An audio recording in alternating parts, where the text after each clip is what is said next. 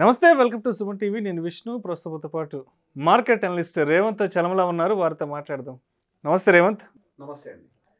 రేవంత్, ఈ ట్రేడింగ్ గురించి మాట్లాడగానే అందరూ రకరకాల స్ట్రాటజీస్, రకరకాల చార్ట్ ప్యాటర్న్స్ ఏవో చెప్తుంటారు కదా. అంటే అందరూ చెప్తుంటారు కానీ వీటిని ఎగ్జాక్ట్గా ఎలా బిల్డ్ చేయాలి, రైట్ టైంలో ఎలా ఇంప్లిమెంట్ చేయాలనే విషయం మాత్రం చాలామంది చెప్పట్లేదు. సో యాజ్ ఏ సక్సెస్ఫుల్ ట్రేడర్గా మరి ఒక స్ట్రాటజీని ఎలా బిల్డ్ చేయాలి అంటే దానికి రేవంత్ ఏం చెప్తారు? తాకట్టులో ఉన్న బంగారాన్ని విడిపించి ఆ రోజు ఆన్లైన్ రేటుకే మేము కొంటాం. Sharma gold company. సార్, మార్కెట్లో కూడా చాలా స్ట్రాటజీస్ అవైలబుల్ ఉంటూ ఉంటాయి. సో మార్కెట్లో కూడా మనకి చాలా టెక్నికల్ ఇండికేటర్స్ కూడా చాలా రకాలుగా అవైలబుల్ ఉంటూ ఉంటాయి.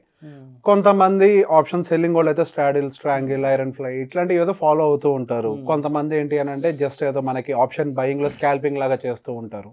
సో కొంతమంది వాటి కోసం ప్రైస్ యాక్షన్ ఫాలో అవుతారు, కొంతమంది సపోర్ట్ అండ్ రెసిస్టెన్స్ ఫాలో అవుతారు, కొంతమంది ఇండికేటర్స్ని ఫాలో అవుతూ ఉంటారు.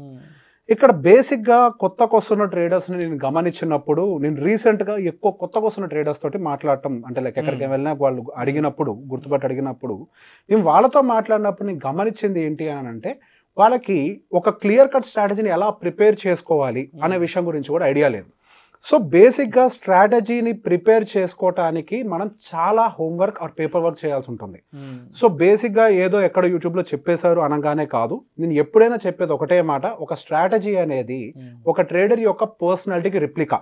అంటే ట్రేడర్ యొక్క సైకాలజీకి అనుకూలంగా, వాళ్ళకున్నటువంటి రిస్క్ ఎంత తీసుకోగలుగుతారు అన్నదానికి అనుకూలంగా, వాళ్ళకున్నటువంటి క్యాపిటల్ కండిషన్స్కి అనుకూలంగా మాత్రమే ఒక స్ట్రాటజీ కస్టమైజ్డ్ అయి బిల్డ్ అవుతూ ఉంటుంది.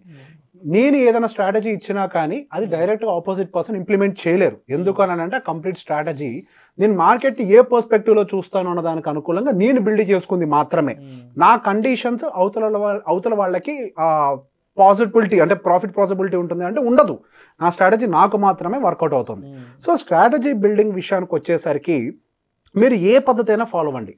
మీరు ప్రైస్ యాక్షన్ ఫాలో అవ్వండి. ఏదైనా బ్రేక్అవుట్ అయితే నేను తీసుకుంటాను అనుకోండి, లేకపోతే ఏదైనా సపోర్ట్ ఆర్ రెసిస్టెన్స్ బ్రేక్ అయితే తీసుకుంటాను అనుకోండి, లేదా ట్రెండ్ లైన్ బ్రేక్అవుట్ అయితే తీసుకుంటాను అనుకోండి. మీరు ఎలా అయినా తీసుకోండి, లేదా ఇండికేటర్స్ అయినా ఫాలో అవ్వండి, ఎలా అయినా ఫాలో అవ్వండి. కానీ మీరు ఏదైతే పర్టికులర్గా ఏ చార్ట్ని అయితే ప్రిపేర్ అవుతున్నారో, ఇప్పుడు నేను నా ఎగ్జాంపుల్ తోటే చెప్తాను, అది మీకు అనుకూలంగా మీరు దాన్ని ప్లాన్ చేసుకోండి. ఇప్పుడు నేను ఒక బ్యాంక్ నిఫ్టీలో ఆప్షన్ సెల్లర్ని. సో బ్యాంక్ నిఫ్టీ విషయానికి వచ్చేసరికి నేను పర్టికులర్గా నాకు సంబంధించి కొన్ని ఇండికేటర్స్ని, రకరకాల ఇండికేటర్స్, ఇన్ఫ్యాక్ట్ నేను 1-2 కాదు, కొన్ని 100 ఇండికేటర్స్ని ప్రయత్నం చేసి ఉంటాను.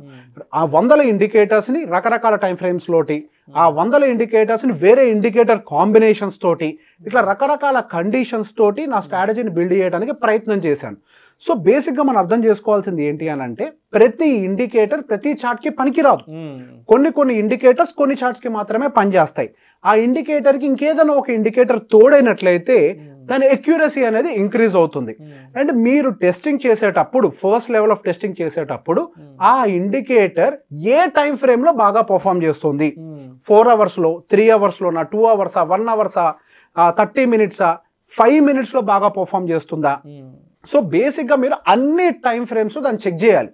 అన్ని టైం ఫ్రేమ్స్లో చెక్ చేసిన తర్వాత ఆ ఇండికేటర్కి ఇంకేదన్నా ఇండికేటర్ని కనుక జత కలిపితే మనకి ఎక్యురసీ అనేది బిల్డ్ అవుతుంది ఆ ట్రేడింగ్లో.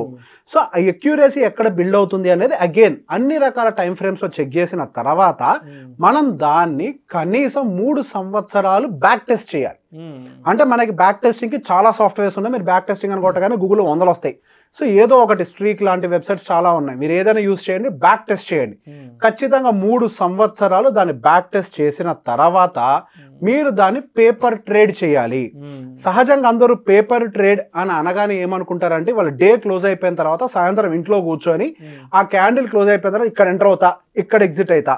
సో బేసిక్గా మీరు కంప్లీట్ అయిపోయిన క్యాండిల్ని పెట్టుకొని గనక రాస్తున్నారు అంటే దాన్ని బ్యాక్ టెస్ట్ అంటారు.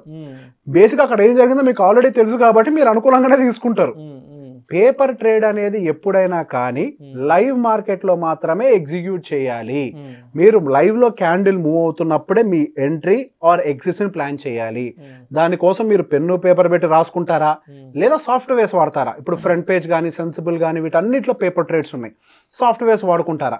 వాడుకున్న తర్వాత దాన్ని పేపర్ ట్రేడ్ చేసి టెస్ట్ చేయండి.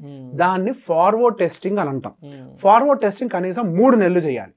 ఈ ఫార్వర్డ్ టెస్టింగ్ లో కూడా అది పాస్ అయినట్లయితే అప్పుడు మీరు మీ లైవ్ మార్కెట్లో చాలా తక్కువ క్వాంటిటీ తోటి ట్రేడ్ చేయడం మొదలు పెట్టండి. ఇక్కడ ఇన్ని టెస్టింగ్లు చేసాం కదా, ఫుల్ డిప్లాయ్ చేయొచ్చు కదా ఇక్కడ అని అంటే, ఇక్కడ ప్రాబ్లం ఏంటంటే ఇక్కడ రియల్ మనీ ఇన్వాల్వ్ అయినప్పుడు ఎమోషన్స్ స్టార్ట్ అవుతాయి మనకి. ద రియల్ గేమ్ ఇక్కడ మొదలవుతుంది. పేపర్ ట్రేడింగ్ లో మీ డబ్బులు కావు కాబట్టి స్ట్రాటజీ సక్సెస్ అయినప్పటికీ మీ ఎమోషన్స్ అక్కడ పాస్ అవ్వవు. మీ ఎమోషన్స్ ని కూడా పాస్ చేయడానికి మరో 3 నెలల పాటు మీరు ఆ చిన్న క్యాపిటల్ తోటి కనుక ట్రేడ్ చేసినట్లయితే మీ స్ట్రాటజీ ప్లస్ మీ ఎమోషన్స్ ఇవన్నీ కూడా ఇన్లైన్ అయిపోతాయి. అప్పుడు మీకు సంబంధించిన క్యాపిటల్ని స్లోగా పెంచుకుంటూ వెళ్ళండి.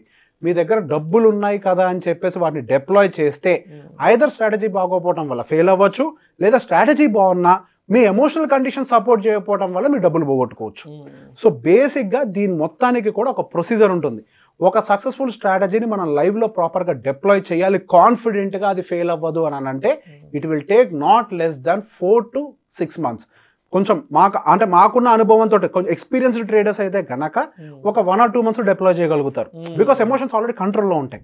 అదే కొత్త ట్రేడర్స్ మాత్రం ఖచ్చితంగా 4 to 6 months కనీసం దాన్ని ఆ పద్ధతిని ఇంప్లిమెంట్ చేయాల్సిందే. ఎక్స్పీరియన్స్ వాళ్ళ కండిషన్ ఒకలాగా ఉంటుంది, కొత్త వాళ్ళ కండిషన్ ఒకలాగా ఉంటుంది. సో బేసిక్గా ఎప్పుడైనా కానీ మీరు తీసుకునేటువంటి పొజిషన్స్ కానీ ఎగ్జిట్స్ కానీ మీరు ఒక రూల్ బుక్ పెట్టుకోండి. ఇప్పుడు చెప్పాను కదా స్ట్రాటజీ బిల్డ్ చేయడానికి ఆ ప్రొసీజర్ని ఒక రూల్ బుక్ని పెట్టుకోండి. ఇక్కడ మీరు ఒకటే విషయం గుర్తుపెట్టుకోవాలి, హిందూస్ కోసం భగవద్గీత ఉంది, ముస్లిమ్స్ కోసం మనకు ఖురాన్ ఉంది, క్రిస్టియన్స్ కోసం మనకు బైబుల్ ఉంది. అలానే ఒక ట్రేడర్ కోసం ఎప్పుడూ ఒక రూల్ బుక్ ఉంటుంది. ఆ రూల్ బుక్ ఎవరో రాయరు, ఆ రూల్ బుక్ నువ్వే రాసుకుంటావు. ఆ రూల్ బుక్ ని ఎంతలా ఫాలో అవ్వాలి అని అంటే బార్డర్ లో ఉండే ఒక సోల్జర్ ఎమోషన్స్ తోటి కాదు, కేవలం ఆర్డర్స్ తోటే పనిచేస్తాడు. అలానే నువ్వు కూడా ఒక సోల్జర్ లాగా కేవలం నీ రూల్ బుక్ కి అనుకూలంగా మాత్రమే పనిచేయాలి. నువ్వు మనం ట్రేడింగ్ చేసేటప్పుడు ఆ డే లాస్ వచ్చిందా ప్రాఫిట్ వచ్చిందా మీరు రాసుకోని అవసరం లేదు. ఆ డే మీరు రూల్స్ ఫాలో అయ్యారా, రూల్స్ ఫాలో కాలేదా అనేది మాత్రమే మీ లాగ్ బుక్ లో ఎంటర్ చేయాలి. రూల్స్ ఫాలో కాలేదు అంటే ఆ డే ప్రాఫిట్ వచ్చినా మీరు ఫెయిల్ అయిపోయినట్టే, ఆ రోజు లక్తో మీకు ప్రాఫిట్ వచ్చింది అంతే. సో మీరు ప్రతిరోజు మీరు అటెండెన్స్ ఎట్లా ఎంచుకుంటారో, ఈ రోజు నేను రూల్స్ ఫాలో అయ్యాను ఫాలో కాలేదు, మీరు టోటల్ 21 ట్రేడింగ్ డేస్ లో మీరు 21 days రూల్ ఫాలో అయితేనే మీరు ట్రేడర్ అన్నట్టు. మీకు ఆ 21 days లో ఎవ్రీ మంత్ ప్రతిరోజు డబ్బులు వచ్చినా గుర్తు పెట్టుకోండి, మొత్తం డబ్బులు నెక్స్ట్ మంత్ అయిపోతాయి. ఎందుకనంటే you don't have discipline to follow your own rules. Discipline ఖచ్చితంగా మెయింటైన్ చేయాలి.